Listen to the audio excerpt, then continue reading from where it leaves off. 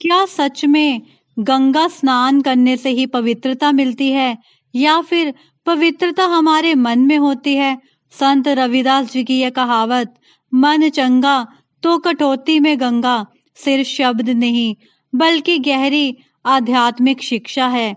लेकिन आखिर उन्होंने गंगा का जिक्र ही क्यों किया? क्या इसका कोई रहस्य छिपा है? इस वीडियो में हम इस कहावत के पीछे का गूढ़ अर्थ जानेंगे और समझेंगे कि ये आज के समय में भी कितना प्रासंगिक है।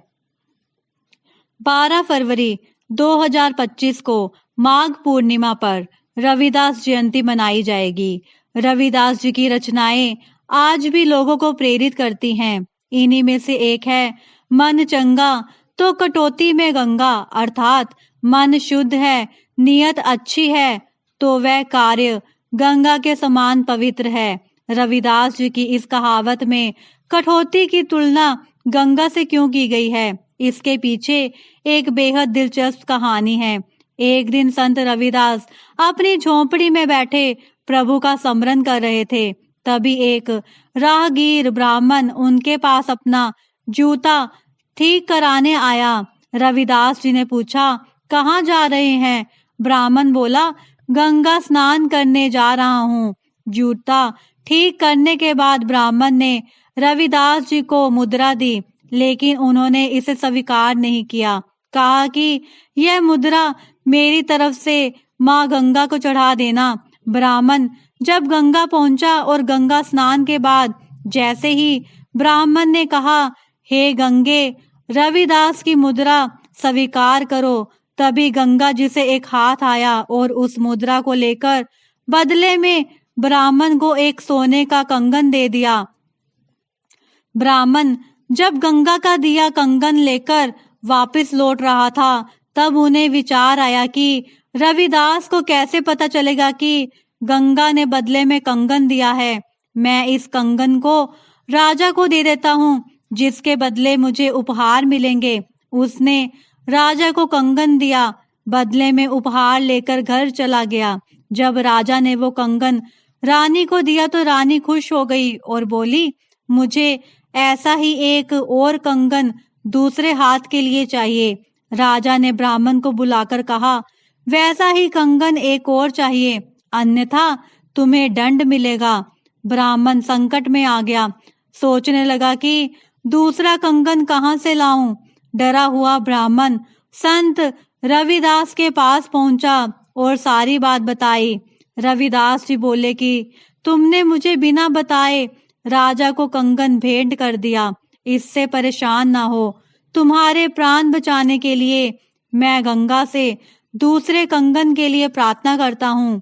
ऐसा कहते ही रविदास जी ने अपनी वह कठौती उठाई जिसमें वो चमड़ा गलाते थे, उसमें पानी भरा था।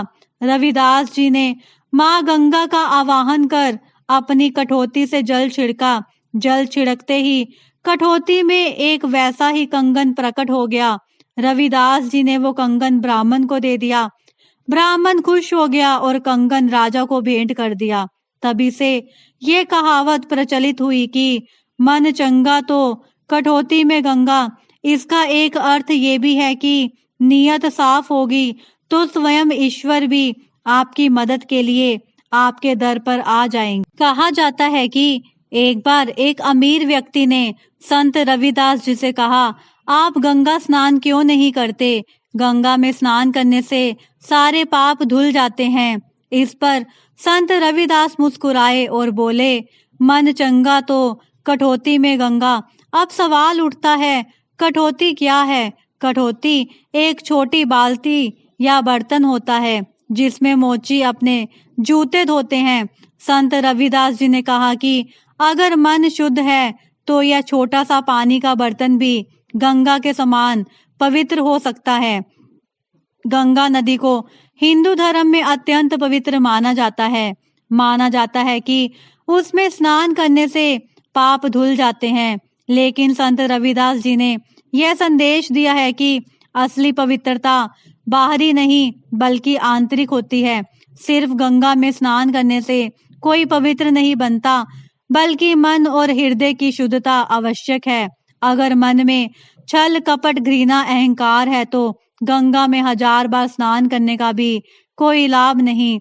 आज के समय में भी लोग बाहरी दिखावे में उलझे रहते हैं, मंदिर जाते हैं, पूजा करते हैं, व्रत रखते हैं, लेकिन अगर मन में ईर्ष्या घृणा और स्वार्थ है तो यह सब व्यर्थ है। संत रविदास जी की इस सीख से हम समझ सकते हैं कि सच्ची भक्ति वह है जो हृदय से की जाए। अगर हमारा मन निर्मल है तो हमारा घर, हमारा कार्यस्थल, हर जगह हमें ईश्वरीय कृपा मिल सकती है। संत रविदास जी ने हमें एक बहुत ही महत्वपूर्ण जीवन मंत्र दिया। बाहरी कर्म कांड से ज्यादा जरूरी है मन की शुद्धता। इसलिए गंगा स्नान हो या कोई और धार्मिक अनुष्ठान, असली पवित्रता हमारे विचारों और कर्मों में होनी चाहिए।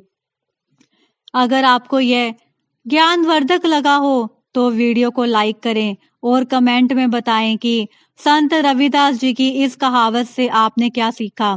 और अगर आप ऐसी ही आध्यात्मिक कहानियां सुनना चाहते हैं तो हमारे चैनल को सब्सक्राइब करें।